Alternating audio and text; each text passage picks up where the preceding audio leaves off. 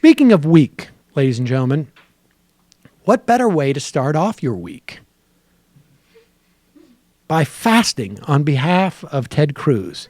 Ted Cruz needs help, folks. So if you are someone who, I should say, Glenn Beck was at a Ted Cruz rally in Henderson, Nevada, and I think I'm going to reveal myself as being a little bit of a cynic. But Glenn Beck calls for a one-day fast on behalf of Ted Cruz. And I look at Glenn Beck and I say, maybe this is just a way for him to jumpstart a diet.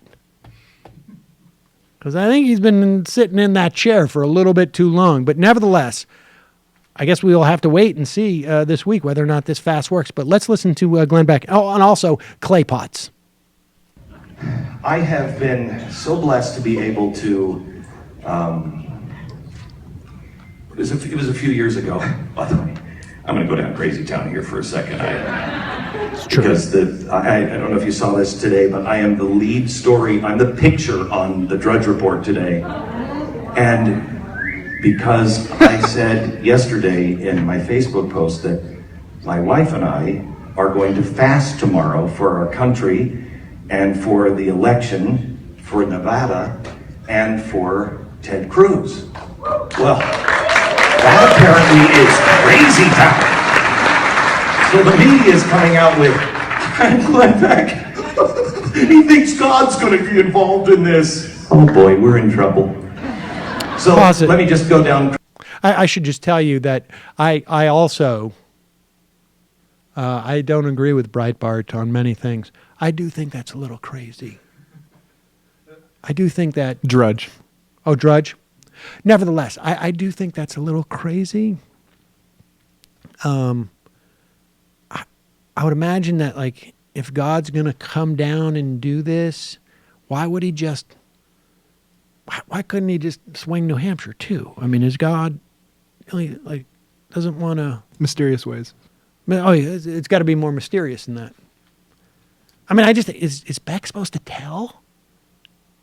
I mean, if it's supposed to be a mystery, like if you tell, I'm going to fast and then God's going to change the outcome of the Nevada, I don't know. All right, continue. Crazy town a little bit more with you. A few years ago, it was about 10 years ago, I started hearing in my prayers, clay pots.